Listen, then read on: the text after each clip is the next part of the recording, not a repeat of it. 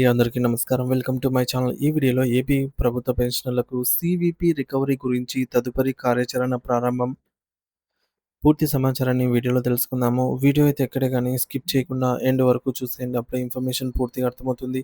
అలాగే వీడియో చూస్తున్న ప్రతి ఒక్కరు లైక్ చేయండి ఫ్రెండ్స్. ఈ వీడియోని తోటి పెన్షనర్ మిత్రులతో అయితే షేర్ చేయండి.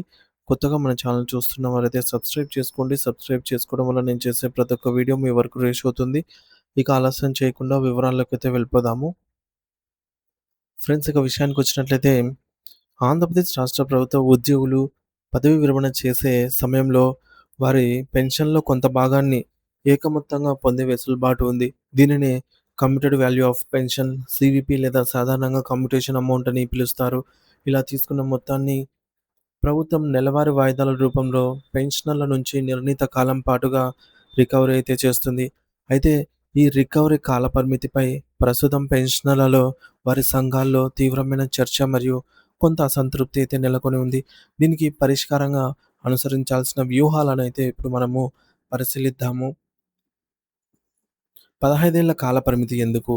అంటే ప్రారంభంలో పెన్షనర్లు కమ్యుటేషన్ తీసుకున్నప్పుడు ఆ మొత్తాన్ని 15 సంవత్సరాల పాటు అనగా 180 నెలల వారీగా వాయిదాలలో అయితే తిరిగి చెల్లించాలని ప్రభుత్వం నిబంధన విధించింది. దీనికి ప్రధాన కారణం ఆ సమయంలో అమల్లో ఉన్నటువంటి అధిక వడ్డీ రేట్లు. అప్పట్లో వడ్డీ రేట్లు సుమారు 15% లేదా అంతకంటే ఎక్కువగానే ఉండేవి. కావున ఆ లెక్కన ప్రభుత్వం ఇచ్చిన అసలు మొత్తము మరియు దానిపై వర్తించేటటువంటి మొత్తం వడ్డీని పూర్తిగా రాబట్టుకోవడానికి 15 సంవత్సరాల కాలం అవసరమని భావించారు. ఆనాటి ఆర్థిక పరిస్థితులకు అనుగుణంగా ఈ నిర్ణయం అయితే తీసుకోవడం జరిగింది. ఇదొకటి నోట్ చేసుకోవాలి ఫ్రెండ్స్. ఇక మారిన పరిస్థితులు, తగ్గిన వడ్డీ రేట్లు, వేగవంతమైన రికవరీ. కానీ ఆహ్, గడిచిన కొన్నేళ్లుగా ఆర్థిక వ్యవస్థలో ముఖ్యంగా వడ్డీ రేట్లలో గణనీయమైన మార్పులైతే వచ్చాయండి. ప్రస్తుతం వడ్డీ రేట్లు గణనీయంగా తగ్గి 8% నుండి 9% మధ్య లేదా కొన్ని సందర్భాల్లో అంతకంటే తక్కువగా 7% అలా చేరాయన్నమాట. ఈ తగ్గిన వడ్డీ రేట్ల ప్రకారంగా గణిత శాస్త్రం ప్రకారంగా లెక్కిస్తే ప్రభుత్వం ఇచ్చిన కమ్యుటేషన్ అసలు మొత్తము మరియు దానిపై వర్తించే వడ్డీని సుమారుగా 11 నెలల 3 సంవత్సరాల్లోనే అంటే 135 నెలల్లోనే పూర్తిగా రికవరీ చేసుకోగలుగుతుంది. ఇది ఆర్థిక వాస్తవం అనేది ఇదే అన్నమాట. మరి హైకోర్టు తీర్పేంటి? పెన్షనర్లలో నిరాశ ఎందుకుంది? అంటే అయితే ఈ మారిన వడ్డీ రేటు వాస్తవాన్ని దానివల్ల రికవరీ కాలం తగ్గాల్సిన ఆవశ్యకతను పరిగణలోకి తీసుకోకుండా గౌరవ ఆంధ్రప్రదేశ్ హైకోర్టు ఇటీవల కమ్యుటేషన్ రికవరీని పాత పద్ధతిలోనే 15 సంవత్సరాల పాటు కొనసాగించాలని తీర్పు అయితే వెలువరించింది. ఈ తీర్పు సహజంగానే రాష్ట్రంలోని వేలాది మంది పెన్షనర్లలో తీవ్ర నిరాశను, ఆందోళనను కలిగించింది. వాస్తవానికి 135 నెలల కాలంలో పూర్తవ్వాల్సినటువంటి రికవరీని మరొక 45 నెలల పాటు అంటే దాదాపు 4 సంవత్సరాలు అదనంగా అయితే చెల్లించాల్సి రావటము తమకు ఆర్థికంగా భారమని, ఇది సహజ న్యాయ సూత్రాలకు విరుద్ధమని వారు ఆవేదన వ్యక్తం చేస్తున్నారు. భవిష్యత్ కార్యాచరణ, వ్యూహాల మదింపు.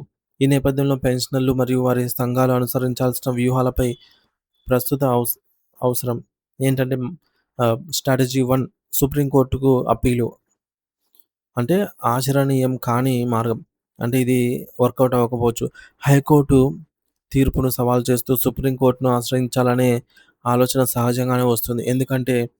ఎందుకు వద్దు అంటే కానీ ఇది కరెక్ట్ కాదు. ఎందుకంటే పెన్షనర్ సంఘాల అనుభవజ్ఞులు, న్యాయ నిపుణుల అభిప్రాయం ప్రకారం ఇది ఆచరణీయమైతే కాదు. అంటే ఇది స్వాగతించదగినది కాదు ఈ పద్ధతి. ఈ స్ట్రాటజీ అనేది వర్కౌట్ అవ్వదు. ముఖ్యంగా కాలయాపన జరుగుతుంది. ఈ స్ట్రాటజీలో సుప్రీంకోర్టులో కేసు విచారణకు రావడం, వాదనలు పూర్తి కావడం, తుది తీర్పు వెలువడటానికి సంవత్సరాల సమయం అయితే పట్టవచ్చు. పైగా అధిక వ్యయం, న్యాయ పోరాటానికి అయ్యే ఖర్చులు పెన్షనర్లపైనే అదనపు భారం అవుతాయి. తర్వాత అనిశ్చితి. తీర్పు అనుకూలంగా వస్తుందనే గ్యారంటీ లేదు. మానవీయ కోణంతో చూస్తే ఈ సుదీర్ఘ ప్రక్రియ పూర్తయ్యే సమయానికి ప్రస్తుతం ఉన్న పెన్షనర్లలో చాలామంది వృద్ధాప్య కారణంగా తీవ్ర ఫలాలను అనుభవించే స్థితిలోనే ఉండకపోవచ్చు అనే బాధాకరమైన వాస్తవాన్ని విస్మరించలేం. అంటే ఇది వృద్ధాప్యాస అయ్యే ప్రమాదమే ఉంది ఈ స్ట్రాటజీలో. కాబట్టి అది పక్కన పెట్టేస్తే రెండవ వ్యూహం స్ట్రాటజీ 2 ప్రభుత్వంతో సంప్రదింపులు అత్యుత్తమ మార్గము. అంటే ఇది ఖచ్చితమైన మార్గం. పెన్షనర్లు మరియు వారి సంఘాల ముందున్నటువంటి అత్యంత ఆచరణీయమైన అంటే స్వాగతించదగ్గ ఏకైక ప్రత్యామ్నాయ మార్గం ఇది. స్ట్రాటజీ 2 అనేది. అసలు ఏంటి ఇది అంటే ఎలా చేయాలి? ఏం చేయాలి అంటే రాష్ట్ర ప్రభుత్వ పెద్దలను, ముఖ్యంగా ఆర్థిక శాఖ, ట్రెజరీ శాఖ అధికారులను కలిసి సమస్యను సమగ్రంగా వివరించగలగాలి. బలమైన వాదన.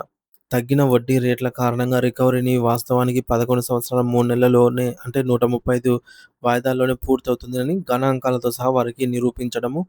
15 ఏళ్ల నిబంధన విధించిన నాటి అధిక వడ్డీ రేట్లకు ప్రస్తుతము ఉన్నటువంటి తక్కువ వడ్డీ రేట్లకు మధ్య ఉన్న వ్యత్యాసాన్ని స్పష్టం చేయడము.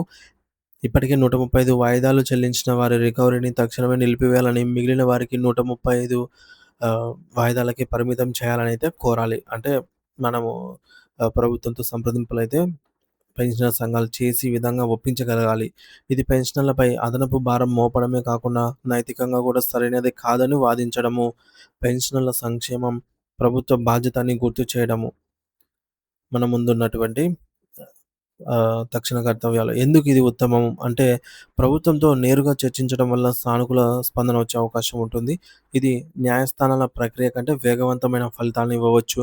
ప్రభుత్వ విధానపరమైనటువంటి నిర్ణయం ద్వారా ఈ సమస్యను పరిష్కరించుకోవచ్చు. మరి సిఫార్సులు. కాబట్టి ఆంధ్రప్రదేశ్ పెన్షనర్లు, పెన్షనర్ల సంఘాలు సుప్రీంకోర్టుకు వెళ్ళే ఆలోచనను విరమించుకొని ఐక్యంగా పటిష్టమైన కార్యాచరణతో, పూర్తి సమాచారంతో రాష్ట్ర ప్రభుత్వంతో సంప్రదింపులు జరపడమే అత్యుత్తమ వ్యూహం. కమ్యుటేషన్ రికవరీ కాలాన్ని ప్రస్తుత వాస్తవ పరిస్థితులకు అనుగుణంగా 11 సంవత్సరాల 3 నెలల కంటే 135 వాయిదాలకు హేతుబద్ధీకరించాలని ప్రభుత్వాన్ని ఒప్పించడమే ప్రధాన లక్ష్యంగా పనిచేయాలి. పెన్షనర్ల సంఘాలు సమిష్టి కృషి, ప్రభుత్వ సానుకూల దృక్పథంతో ఈ సమస్యలకు త్వరలోనే పరిష్కారం లభిస్తుంది అనైతే ఆశిద్దాము. ఇక పెన్షన్ కమ్యుటేషన్ మీరు చెల్లించే వడ్డీ భారంపై ఒక విశ్లేషణ ఉదాహరణతో సహా ఇప్పుడు చూద్దాము. పదవీ విరమణ చేసే ఉద్యోగులు తమ పెన్షన్‌లో కొంత భాగాన్ని ముందుగానే ఏకమొత్తంగా పొందే ఆహ్, అమౌంట్‌నే కమ్యుటేషన్ అంటాము. మరి ఈ సౌలభ్యం వెనుక ఉన్న గణనీయమైన వడ్డీ భారమైతే దాగి ఉందని గ్రహించడం ముఖ్యం మనము. ఈ భారాన్ని అర్థం చేసుకోవడానికి ఒక ఉదాహరణ అయితే పరిశీలిద్దాం. ఒక ఉదాహరణతో.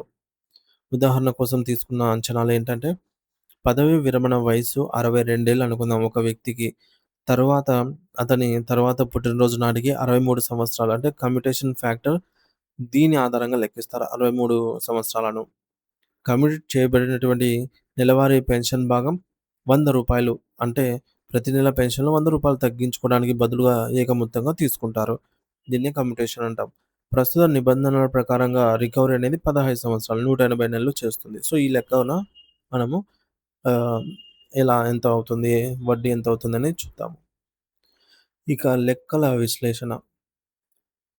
మొదటగా ఏకమొత్తంలో కమ్యుటేషన్ అమౌంట్ ఎంత వస్తుందనేది చూద్దాము. ప్రభుత్వ నిబంధనల ప్రకారంగా 63 సంవత్సరాల వయసు వారికి వర్తించే కమ్యుటేషన్ ఫ్యాక్టర్ సుమారుగా 7.982. ఈ కమ్యుటేషన్ ఫ్యాక్టర్‌కు ఒక టేబుల్ అయితే ఉంది. అది తర్వాత వీడియోలో అయితే చూద్దాము. ఎలా లెక్కిస్తారు ఏంటనేది తర్వాత చూద్దాము. సో, మరి ఈ ఫ్యాక్టర్ ప్రతి సంవత్సరం కమ్యూట్ చేసే ఒక్క రూపాయిని రూపాయి పెన్షన్‌కు లభించే ఏక మొత్తాన్ని సూచిస్తుందనమాట ఈ కమ్యుటేషన్ ఫ్యాక్టర్. నెలవారీ రూ. 100 కమ్యూట్ చేస్తే సంవత్సరానికి 1200 అవుతుంది. కాబట్టి అందుకునే ఏక మొత్తము లంప్ సమ్ అమౌంట్ వచ్చేసి నెలవారీ కమ్యూట్ చేసిన మొత్తము into 12 into commutation factor 7.982. So, దీన్ని మనం సబ్స్టిట్యూట్ చేయగా 100 into 12 into 7.9862 is equals to 9000 9,578 rupees approximately. అంటే నెల నెల రూ. 100 తగ్గించడానికి బదులుగా ఉద్యోగి పదవీ విరమణ సమయంలో రూ. 9,578.40 ఒక్కసారిగా అందుకుంటారు. కాపోతే రూ. 100 అనేది 180 నెలల పాటు చెల్లించాల్సి ఉంటుంది ప్రభుత్వానికి. సో, తిరిగి చెల్లించే మొత్తం వచ్చేసి ప్రభుత్వ నిబంధనల ప్రకారంగా కమ్యుటేషన్ మొత్తాన్ని 15 సంవత్సరాల పాటు అంటే 18 నెలల సారీ ఫ్రెండ్స్ 180 నెలల వారీగా అయితే ఆహ్, పెన్షన్ నుండి రికవరీ చేస్తారు. సో, ప్రతి నెల రికవరీ అయ్యే మొత్తం రూ. 100. 180 నెలలంటే ఇక్కడ రూ. 18,000 అయింది. అంటే రూ. 9,578 అప్పుగా తీసుకున్న మొత్తానికి 15 ఏళ్లలో 18,000 రూ. 18,000 తిరిగి ప్రభుత్వానికి చెల్లిస్తున్నాము.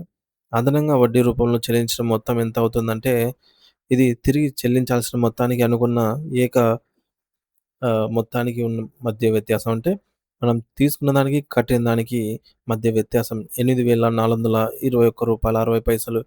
ఇది మీరు అసలైన మొత్తంపై 15 సంవత్సరాల పాటు అదనంగా చెల్లించిన మొత్తం అన్నమాట. అసలు మీద వడ్డీ అనుకోవచ్చు. 15 ఏళ్లకు.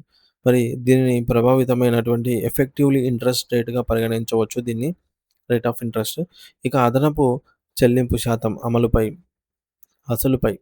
మరి ఈ అదనపు చెల్లింపు అసలు అందుకున్న మొత్తంపై ఎంత శాతమో చూద్దాము. అంటే మనం పర్సెంటేజ్‌లో చూసుకున్నట్లయితే 87.92% అయితే తిరిగి చెల్లిస్తున్నాము. తిరిగి ప్రభుత్వానికి అదనంగా చెల్లిస్తున్నామనమాట. ముఖ్యమైన గమనికలు మరియు ముగింపు. పై లెక్కల ప్రకారం 15 సంవత్సరాల కాలంలో మీరు అందుకున్న అసలు మొత్తంపై దాదాపుగా 88% అనేది వడ్డీ రూపంలోనే తిరిగి చెల్లిస్తున్నారని స్పష్టమైంది. సో, లెక్కలైతే ఇక్కడ స్క్రీన్ పైన చూడొచ్చు. మనము తీసుకున్నదెంత, వడ్డీ ఎంత అయింది అనేది.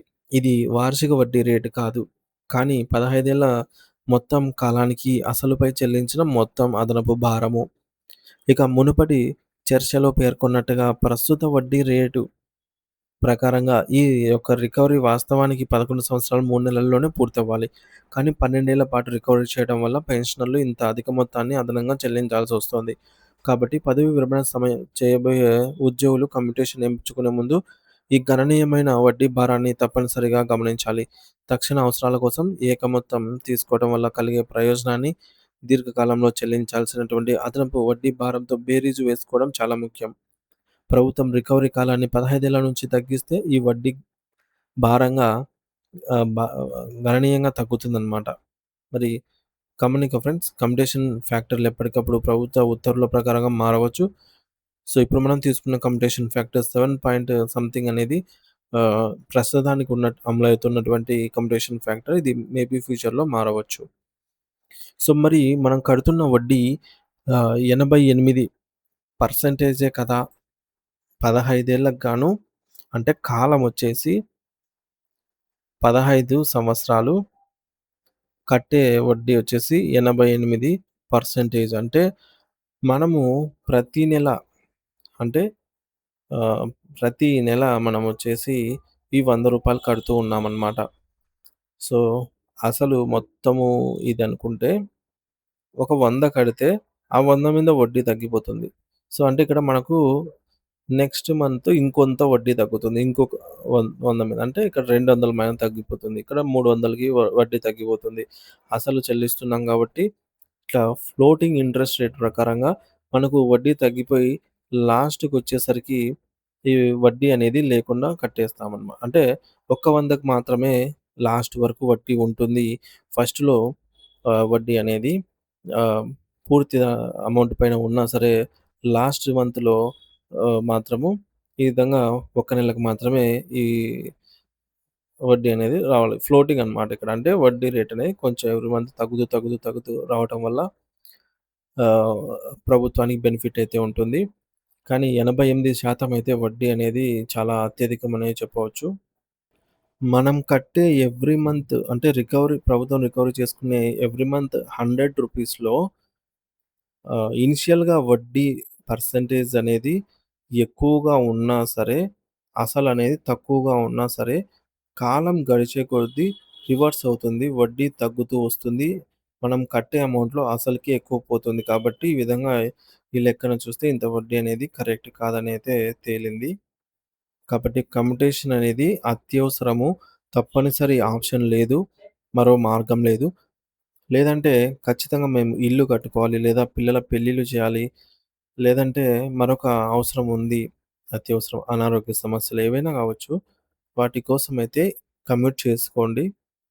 లేదు అంటే కమ్యూట్ చేసుకోకపోవడమే మంచిది. కమ్యూట్ చేసుకోవడం వల్ల మరొక బెనిఫిట్ ఏంటంటే, కమ్యూట్ చేసుకున్న వ్యక్తి ఎవరైతే ఉంటారో మామూలుగా సర్వీస్ పెన్షనర్‌కి మాత్రమే కమ్యుటేషన్ అనేది ఇస్తారు.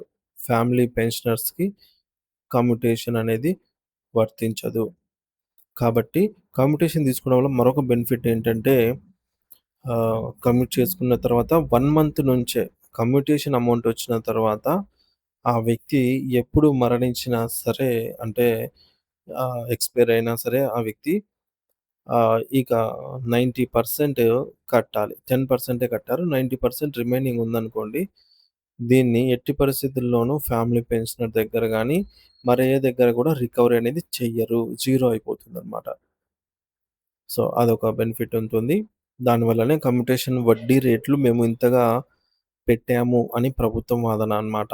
సో, అయినా గూడా ఈ నిర్ణయం ఏదైతే తీసుకున్నారో ఈ 88% అనే నిర్ణయం అనేది గతంలో ఎప్పుడో ఒక 30, 40 ఏళ్ల కిందట తీసుకున్న నిర్ణయం కాబట్టి, ప్రస్తుతం వడ్డీ రేట్లు ఇంతగా అయితే లేవు. సో, కాబట్టి ఇది ఒకటి పరిగణలోకైతే తీసుకోండి friends. Thank you for watching this video.